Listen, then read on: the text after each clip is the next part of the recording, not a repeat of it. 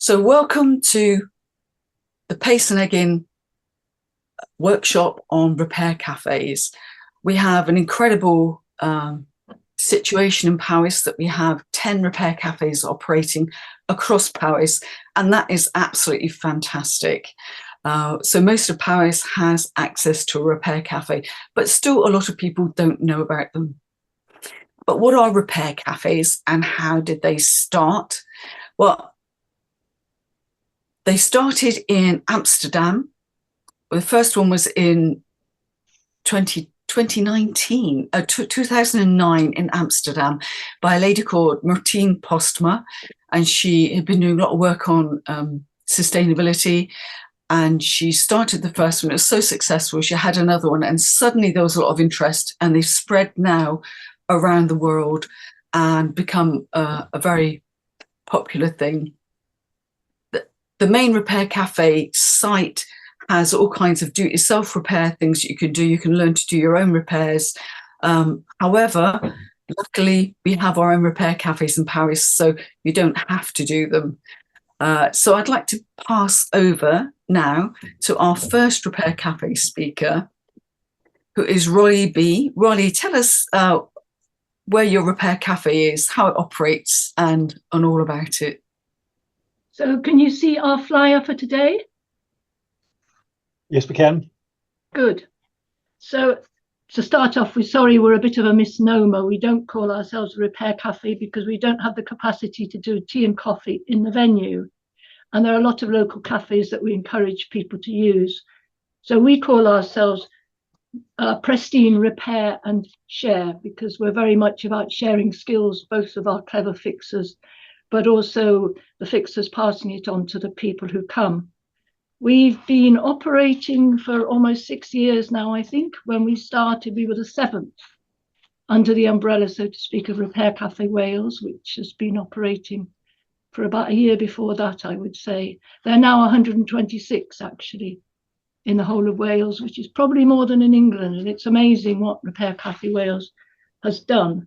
Not everybody in Powys belongs to them, so to speak, but we found it was a good way in when myself and a friend put our heads together and thought it's time we started one. So we just went for it. We didn't even know Repair Cafe Wales existed, but it's very helpful because they can show us the way forward with forms and insurance and pat testing and all those different things that are involved in setting up a repair cafe. We don't fix everything, actually, because again, we don't have the capacity or the room. So we tend to do household items, which includes kitchen and electrical, garden, ceramics, sewing, but we don't actually do things like bikes. At the time we opened, there was somebody who had a bike selling and repair place in the high street. And that was something that I did. I went round the places locally who we might, in effect, be not in competition with, but you know, who might think, what's going on here? So it was part of the way of publicising it and asking people how they felt about us operating if we were doing something similar. The bike person wasn't too happy about it, and that was fair enough. The person who does like some mending and things, but more tailoring, she was more than happy to have things shared. And it was a way of finding out what else was available in terms of expertise round and about in the town. We've got actually quite a big team, I would say, altogether, of fixers. We usually have about 6 or 7 stations, and that includes the pat testing. The pat testing for electrical items is about checking out that everything that comes in is safe for our fixers to work on. So we do a check beforehand, and then if anything is fixed, it has to be pat tested and signed off before it goes out to ensure that everybody's safe and also comply with the insurance and everything. A part of the team, though, of course, it's not just about fixing. There's an awful lot of background things that go on. Myself and the friend, and the other friend is the person that does amazing publicity things. We do a lot of variable ways of advertising ourselves, items in the paper, local Facebooks, notice boards, word of mouth. It all seems to work. We've just set up a Facebook page as well, Pristine Repair.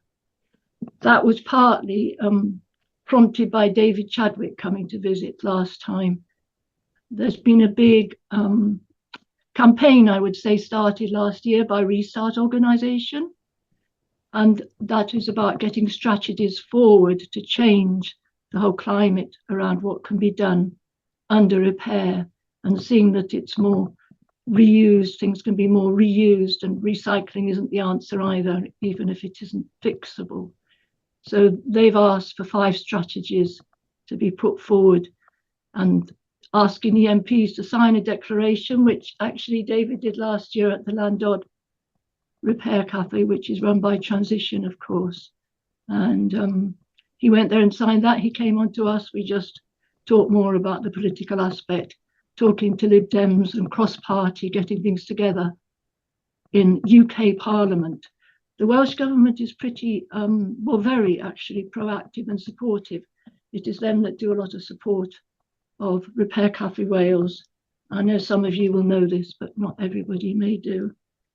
So part of the team also is the reception, welcoming people in, doing the paperwork, of which there are necessarily forms, data protection, people signing that they're happy for us to work on them, and if the outcome isn't agreeable to them in some way, that's okay too. We can't fix everything. And yeah, so altogether it's quite a big team, and we couldn't do it without people who come and fix. And they're a big mix of people. Some heard about us and said, oh, I would like to do that. Others, we said, oh, how about this? And it's just grown from there. We're very, very lucky in that we're not a charity or anything like that. We're just a community group, and it is very much part of the community. And as well as the fixing, we really appreciate what goes on, that people are communicating when they're coming to us and sharing ideas and things as well. And the local group, we have something called the Pristine Area Development Community Group, and that grew out of a town plan several years ago. And they act as an umbrella organisation. They have a bank account, and different community groups who aren't necessarily a charity or anything else can ask for their accounting, in a sense, not accounting, but they hold our money and they pay our bills through the bank account, as well as the petty cash we have on the side. As well as doing the general sort of repairing things, we every so often have an extra where every 3rd Saturday, except for December, and the extras we've had so far, we did a clothes swap and a repurposing with Radnorshire Wildlife Trust Young Connections Group. We did a collection for tools for self-reliance, got them down to Crickhowell, 2 van loads. We did some stitching events, all sorts of sewing, crocheting, whatever. These were all different afternoons. And then coming up, we've got a toy hospital, which a couple of other cafes in Wales have done. We're doing it in the local library. We're trying to get younger people in, mothers, children, fathers, grandparents, and particularly the kids. So it's actually based in the library, and it's March the 1st in the morning. So we're going to set that up there. And then we're going to do a bike workshop in April. Somebody offered to do it. We don't do the bikes, as I said, but it will be outside with provisos for bad weather, and it will run at the same time as the general workshop. I think that's enough from me at the moment. Thanks, everybody. I'm off to do the job now. I might try and just keep tuned in without my video as I'm walking about talking to the others. Thank you. Bye. Yeah. Thank you, Rolly. That's brilliant. Thank you for that. Okay, so Diana Allen from Llanfachlin, tell us about your repair cafe. Okay, I'm just going to screen share the.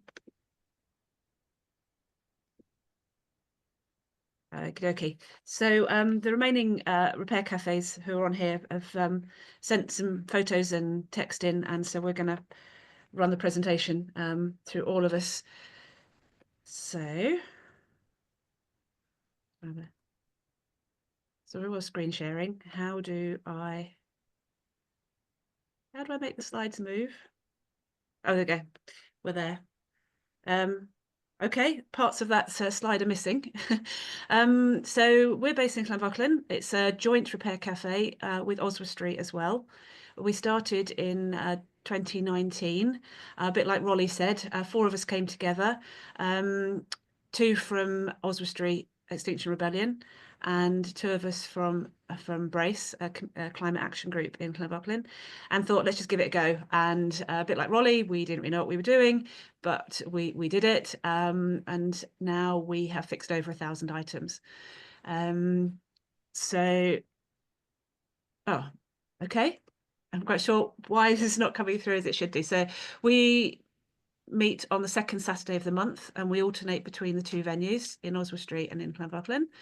And Oswestry have also just started a midweek mend. They've been running for almost a year now, of like a little pop-up of just a couple of fixers in the main street in Oswestry, which means we're reaching a different demographic.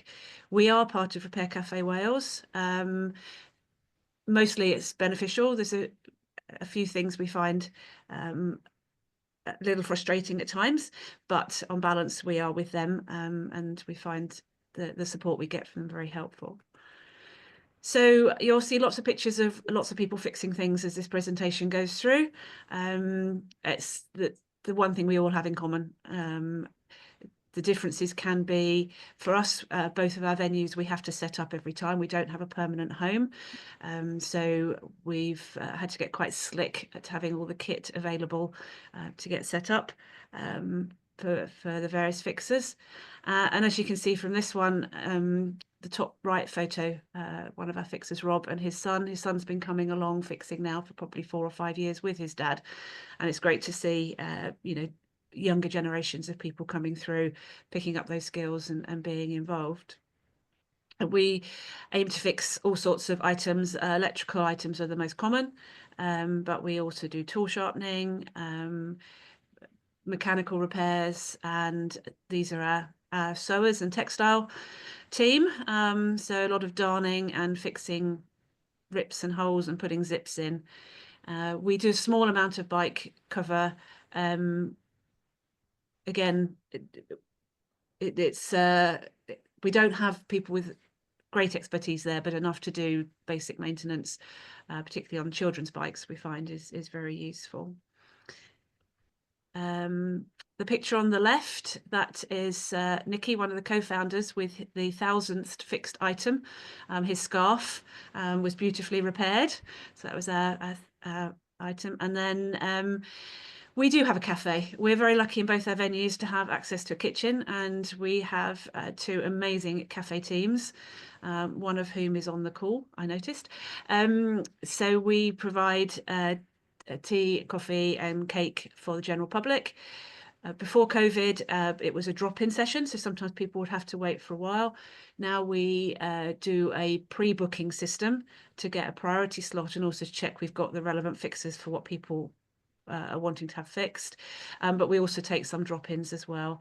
So then while people are waiting, they can have cake, which is always important. And then we also provide lunches for the volunteers. So the catering team are kept busy, but it's a lot of fun. We have a whiteboard system, very simple system, where we keep a tally of what's coming in and how how that things are progressing through the system. So that's typical. That's the last one we had. We had 49 items through in a 3-hour period. We've now done 44 main events plus the midweek men's. We've had over 2,000 items booked in and over 1,000 fixed. Some items aren't repairable, which is a shame, but sometimes owners are grateful to know that, because they've been hanging on to it in the hope it might be fixed, and then it almost gives them permission to part with the item. Some of our fixperts will take items home and work on them there. And out of the total so far, there have been some which have been repairable, or we've given links to the owner to how they could potentially fix it, or where to get some spares for the items. And our average is 65% of items are repaired, which I think is fairly typical across repair cafes. So I'm going to hand over now to David at Llandrindod to talk about their repair cafe. Hi, hello everybody. Yes, thanks. It's very interesting so far. Well, yes, I'm David from Llandrindod Repair Cafe. We're not the oldest repair cafe in Wales, but we're the longest running one. We started in 2014, and one of the main impetus was from one of our, so we're come under the umbrella of Llandrindod Transition Town. And it was one of the transition members, Martina, who was a principal mover, and she herself is Dutch. Yeah, and we built up, I think, quite gradually and successfully. Just got a few figures. Yeah, so we've been going for 11 years now.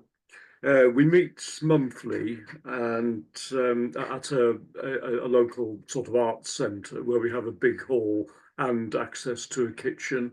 The sessions take place on the second Saturday of the month between 2 and 5 p.m.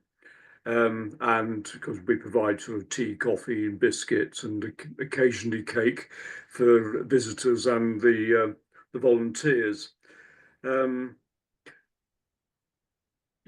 So we passed our 1000th fix anniversary, I think, around about 2018 or 2019. I'm not quite sure the running total at the moment because there's been a bit of a glitch in the statistics, but because and COVID, of course, was a bit of a setback. We probably get, depending on the day, attendance is very variable in terms of the public, from sort of 15 to 25 or 30 items brought in each session. Our success rate is, I would say, averages around about 75%. We handle quite a wide range of stuff, as long as the item is reasonably portable. So we do occasional bicycles, though we used to do more when we had a specialist bike fixer on the team who unfortunately moved away. Electronics are the busiest side of the operation. We're not affiliated to Repair Cafe Wales, probably because we precede the setting up of the organisation, and while talking to one or two other people, they didn't feel that there was any advantage in joining because we had our own systems. Anyway, that might be reviewed. Right, yes, another success was a visit by David Chadwick last year, just as Prestine had a visit, and that was a really great boost. And his visit coincided with the 15th year of the repair cafe movement in the UK, well, the same week anyway, and the national fixing day, I forget what it's called now. Excuse me, and so we got him photographs of him cutting a 15th birthday cake, which I think you might be able to see in one of those pictures. There's one or two sort of associated projects. You see in the bottom left of this slide, Morse bags. I don't know whether anybody else does this, but the idea of Morse bags is to create a recycled, a shopping or general purpose bags, very simple to make with limited sewing skills using recycled or scrapped material as a substitute for disposable plastic bags, and they're are branded to give them a sort of distinct identity. So we have an ongoing Morse bags group that makes them and gives them away at various events. We also celebrated our 10th anniversary last year, as per the big picture on the right. So that was quite nice. And on the left of that picture, you see a rocking horse, which was one of my fixes. I had to attach the horse's head. Yeah, we're very pleased with our progress. I don't think we're sort of complacent about it. We seem to be fairly well established in the community. I'm sure the message always needs to get over to more people. I think looking back at the challenges that we've faced, COVID, of course, was a bit of one, but what we did was a sort of safe drop-off service at a local community hub where people brought stuff to the door and they were booked in, and then fixers either took the items home, or we had a small workshop in the basement of that hub, which we were able to use for some repairs.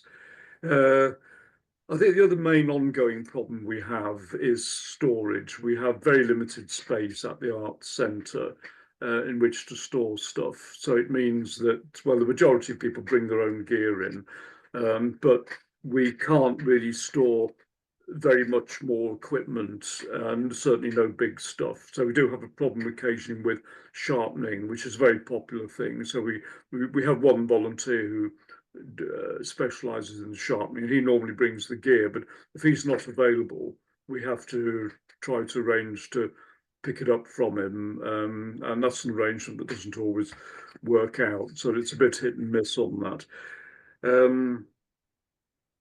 Yeah, and I was asked to mention any tips for setting up a repair cafe, and yes, certainly in the first few years we gave talks and presentations to a number of areas that were interested in repair cafes, and we had visitors from either new ones or prospective ones came along to see how we operated. So I'd like to think that we played a part in sowing the seeds of the Wales and cross-border repair cafe movement.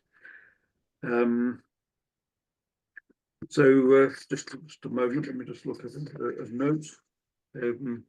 Yes, we also act as a collection point for Tools for Self-Reliance Cymru, so that works pretty well. Yes, I think that's probably all I need to say. I'm happy to answer any questions later on or on the chat. Cheers. Lovely, thank you, David. That's great. So moving on to Brecon, Daniel.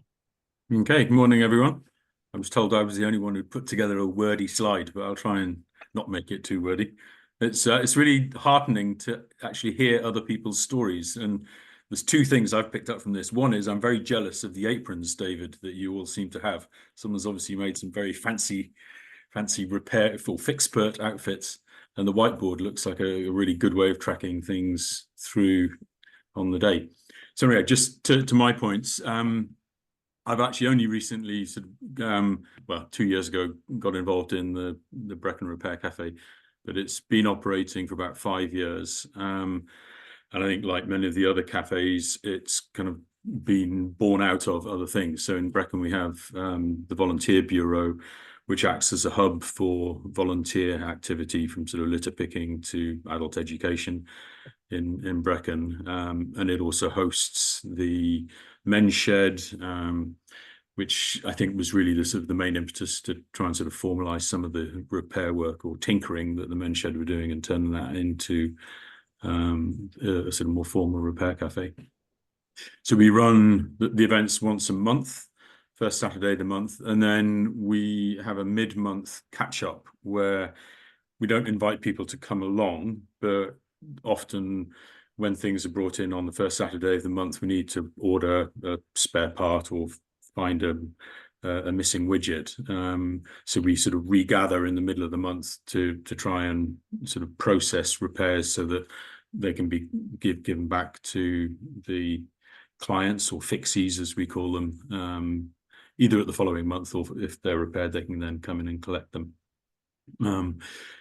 Similar theme to the others, we have an agreement in place to store some items in the volunteer bureau, but that's quite limited. And I'm sort of quite envious of some of the repair cafes that seem to have permanent establishments where tools and items that are under repair can be stored. That's probably one of our biggest issues, is just the time it takes to set up every Saturday and sort of find where the half disassembled coffee machine has actually been shuffled away behind a cupboard.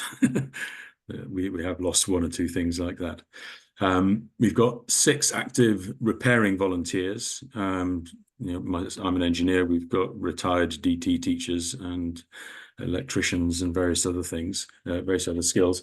And then also a number of other volunteers who help with the sort of triage and data gathering and data processing as goods come in. One of the things which I'm slightly surprised at in terms of, I guess, the general ethos of repairing and training people or teaching people to repair is, for some reason, culturally, what we find is that most people drop things off and disappear and then come back either the same day or come back the following month to collect items.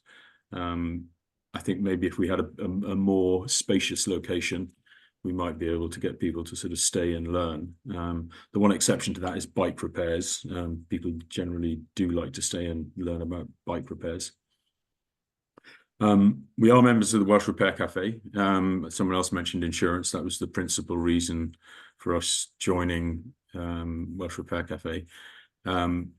We tried for about 15 minutes to use their online registration of new items coming in, and found that just didn't fit with the dynamics of running the repair cafe. So we actually have a paper-based equivalent, and then I do a bit of Excel number crunching to submit data back to Welsh Repair Cafe. But the whole online bit of it doesn't really work for us. It might work for others, but particularly if you've got people doing triage who are there permanently able to sort of man a laptop. I would say on numbers, we do about 10 to 15 items each week, ranging from electronics, so toasters, kettles, mixers. We've seen some of the very familiar looking items in some of the earlier photos. Some tools, bikes I've already mentioned, and then the bit that I quite like is the oddities, the random thing that comes in that is a bit more of a challenge, like David putting the head back on a rocking horse. That's actually the bit that often makes it more entertaining or more interesting for the week. So next slide. So challenges. Forgive anyone who's Chinese on this, but we get a lot of electronics that are actually very hard to repair. Poorly designed, quite cheap items, and there's a sort of sense of futility when you sort of spent an hour trying to get into something and then find that it's just impossible to repair. And I think that's the sort of bigger political story around what we're all doing, which is feeding back to make sure that items are designed for repair, and if they're not designed for repair, they don't get imported and sold. Another challenge is just the time lag. We meet once a month with an interim sort of catch up, so it is possible to sort of lose momentum on a repair. And also, I think sometimes people get a little bit, there's an expectation that they can bring something in, it'll be repaired there and then, and they can take it home. The issue of competition has come up on a couple of other presentations. I'm very conscious that we have within Brecon businesses that already do repairs. So bikes is one, but also knife sharpening has been mentioned. There's a seamstress who works in the market above the volunteer bureau. So we actively try not to do things that can be done by small local businesses, and we signpost people to those local businesses.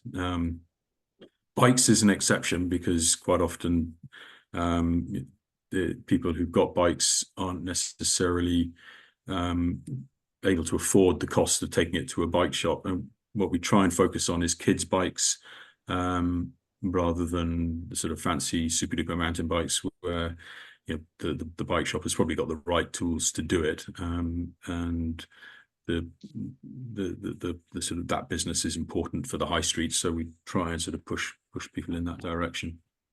Other challenge, not enough volunteers. Although it's slightly chicken and egg. If we had more space, we'd need more. We could have more volunteers, but we're slightly constrained by space. So we, to some extent, limit how much advertising we do, so that we're able to process the stuff that comes in on a weekly basis. One challenge is we've just lost our PAT tester, so I'm actually meeting up with some of the other volunteers this evening to work out which one of us is going to go and get qualified to become a PAT tester. And we have got 1 or 2 repeat customers who seem to sort of make it a challenge every month to bring something in. There's a sort of an element of sort of building up relationships with people locally. I wouldn't, it's kind of care in the community, I'm using that incorrectly, but there are some people for whom attending the repair cafe with a thing to repair is sort of part of their being in the community, which is fine. But it's an interesting aspect which I hadn't thought about when I got involved. So other opportunities and ideas that we're discussing. One is more bike repairs. We have actually established something called Brecon Community Bike Workshop, and we'll be doing some sort of pop-up events, possibly associated with parkrun. Bit of discussion going on there, because parkrun are quite bureaucratically top-heavy.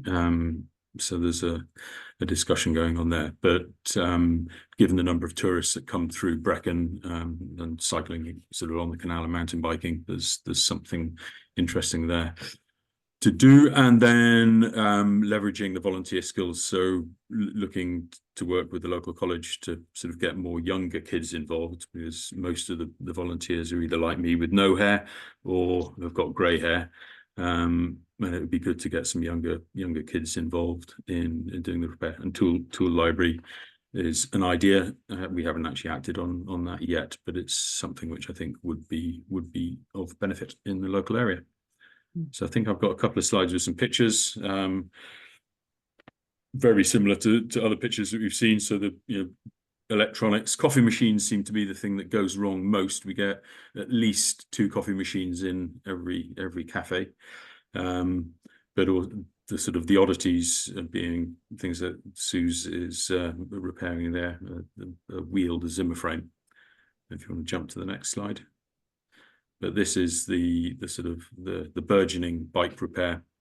So as you can see, Bruno, they're working on a kid's bike, and Sue's working on what we've termed a bike-shaped object, which is a sort of brand new from Halfords at £59.99, which is an object that looks like a bike, lasts for about 5 seconds, and then needs to be repaired. Which is again back to that whole issue of objects being made or things being made properly rather than cheaply. So there we go. Thank you very much for listening. I hope I wasn't too wordy. No, that's fantastic, Dan. Thank you very much for that. It was a lot of food for thought in that presentation. So next we have Jeremy Brignow-Thorpe from Montgomery Repair Cafe. Jeremy. Okay, thanks, Lisa. I'll try and run through my list fairly briefly. I'll try not to sort of focus too much on things that other people have talked about. So yeah, Montgomery Repair Cafe has been going for a while. In fact, it really got restarted after David from Llandod came and gave a talk to our local Montgomery Energy group about the Repair Cafe in Llandrindod Wells, and that really sparked the us to get going. And that was about in 2016, I think. So it's been going off and on since then. It's gone some years without doing very much. At the moment, we're doing about 2 or 3 a year, but we're hoping to up that to 4 or 5 this year. It seems to be gathering momentum again now. In Montgomery, we've got a good community sort of feel in the town, and the Repair Cafe, we've got quite a good space for it, and the cafe element of it is actually very popular, and it really has become quite a popular community event, and people do hang around and have their tea and cakes while they're waiting for things. We actually could do with more people willing to make cakes beforehand, because that's one of the things that we lack, people that help with the side issues like that.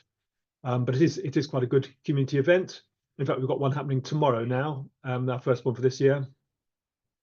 People have mentioned the not competing with local businesses. I think that is something that Repair Cafe try and emphasize, that you shouldn't do things that do compete with people trying to run businesses. So we do repair bikes in Montgomery because there is no bike repair place in Montgomery. But we would try and not compete with where things can be done. Paperwork we do struggle with. Some people have mentioned the Repair Cafe Wales paper. We are a member of Repair Cafe Wales, and they were very useful in helping us to get PAT testers trained and to provide us with PAT testers. We do struggle with their paperwork, and I would be very glad to talk to some of the other groups here today about how we can deal with the paperwork and organize ourselves a bit better. A couple of the challenges we have, we do, again, Repair Cafe Wales encourage you to just repair things on the day and not take things home.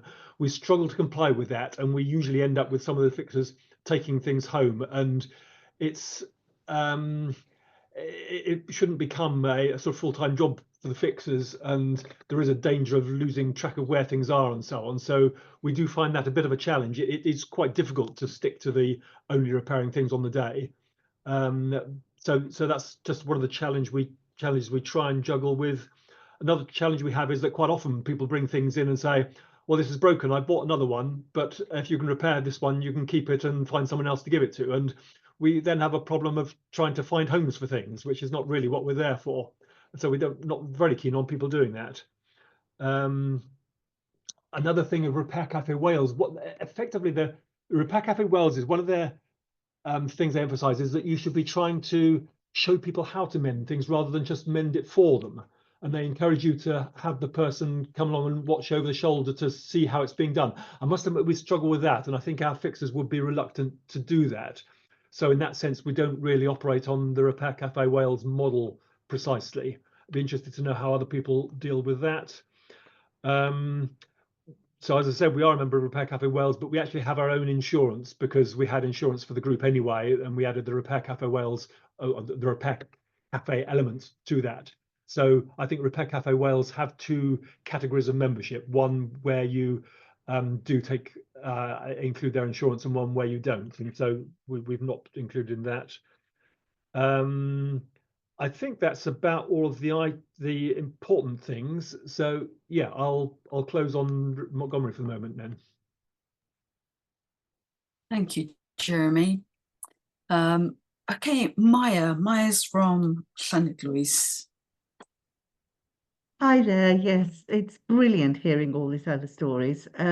We've been going for 6 years, since 2019, and we call ours "Don't Bin It, Fix It." It happens monthly, and we don't have a dedicated space for it. So we use a local community cafe, the Hanging Gardens in Llanidloes, and set up there on the Saturday mornings. And we do 10 till 2 on a Saturday morning. People come and bring stuff. We did so want people to learn to mend it themselves, but that just doesn't work, as others say. Partly people are busy, they've got kids with them, they don't want to spend an hour looking at how to do something, they just want to drop it off and come back for it. We have a really good range of repairers. I mean, you can see a couple there doing shoes, clothing. If you move on to the next slide, we also have the chap right on the right-hand side, Brian, who set this up. He set it up before there was an overall organisation, if you like. So he set it up just as a repair event in Llanidloes. And then a year later, we set up Zero Carbon Llanidloes, and now the repair event is part of Zero Carbon Llanidloes. We have PAT testers, we have, as others say, electronics, we have people doing leather work. We don't necessarily have everything each time, and so we do a poster that has the different bits on it each time. There are about 8 fixers. And then we have a person who does the reception bit as well. We are not part of Repair Cafe Wales. That's really because Brian, who set it up, was he's a complete technophobe and hates paperwork. He does keep records of how many come in and what's mended and so on, but he really didn't want to be part of something where he had to do this online, etc. We have our own insurance as part of zero carbon, and so this comes as part of that, and therefore I didn't realize that they now have two types of membership where you don't have to have the insurance, and so we might look at Repair Cafe Wales again now. We have, I think, we have links to, so we already have a library of things as part of Zero Carbon Planet Lois. So we have links to the library of things and to repairing within that. And we now have started courses, and that may be a way to get people to learn to mend things themselves. So we've started a Make Do Amend course and a DIY for Dummies course, where people learn basic skills, really. And we're hoping that that might help to start people down the journey of mending things themselves, as well as bringing it in for us. I mean, I think the most unusual thing we've had is a spinning wheel that the person who mended it actually used to make spinning wheels. And that's one of the amazing things, I think, about the repair events, that we've discovered things about people we thought we knew quite well, that suddenly we realized that they spent 10 years making spinning wheels in their life, and so can mend spinning wheels. It is free, so people don't have to pay, but we ask for a donation, and the donation certainly covers the costs, and a little bit more as well. The other interesting thing is that when I opened our garden for the National Garden Scheme, we actually had one of the repair event people coming along and doing tool sharpening, shears and so on.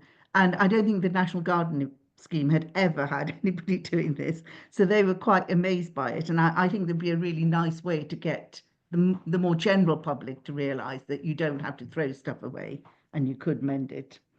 We don't do bikes because we had a bike shop in Llanidloes, but that closed last year. So we may well start to look at bikes and certainly looking at other people's bike mending. I think that would be a really good thing. And I think the only other thing I'd say is that it's incredible what skills there are out in the community. And we have found that if we ask, so somebody mends musical instruments, for example, if we ask that actually all sorts of people come out and say, oh, yes, I can do this, which is great. I'm not going to say any more because I think others have said it already, but happy to take questions. Thank you, Maya.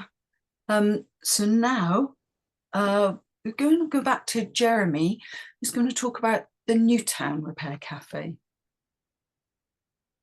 Okay, thanks, Lisa. I can be fairly brief on this because I realise we're running a bit over time on. So yes, Newtown has a repair cafe that's now run in association with the Waste Not Shop in Newtown, which is the Waste Not, which is an organisation I'm involved with, basically that retrieves things from the household waste centre, the Potter sites, and then sells that in a shop we've got in Newtown.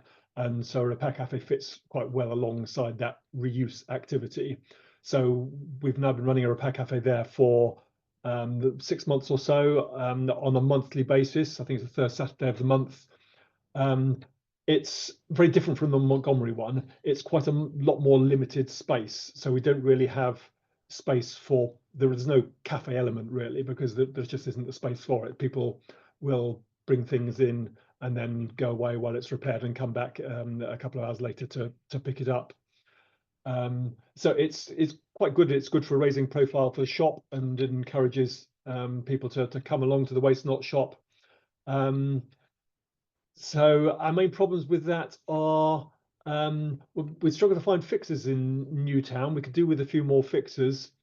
And one of the things about our fixers is they are all quite elderly. that we could do with trying to encourage more young people to become and be fixers, whether that's just a symptom of the changing generations, but it does seem the case that most of the fixers we have are quite old. So yeah, we want to encourage younger people. That's the space we've got in the shop, which is, as you can see, fairly cramped. But yeah, it's pretty very popular, and hopefully will continue. Oh yeah, that's all I need to say on Newtown, really. Okay, thank you, Jeremy. So that's you've heard from all of the repair cafes represented here today, but there are still 3 other repair cafes in Powys. There's Hay, Mahuncliffe and Llangattock, and representatives weren't able to come from there, but it's just wonderful that there are 10 repair cafes operational in Powys. I hope that's given you a good idea of how repair cafes work, what's happening in the various areas, and to help you feel confident about going along to your local repair cafe.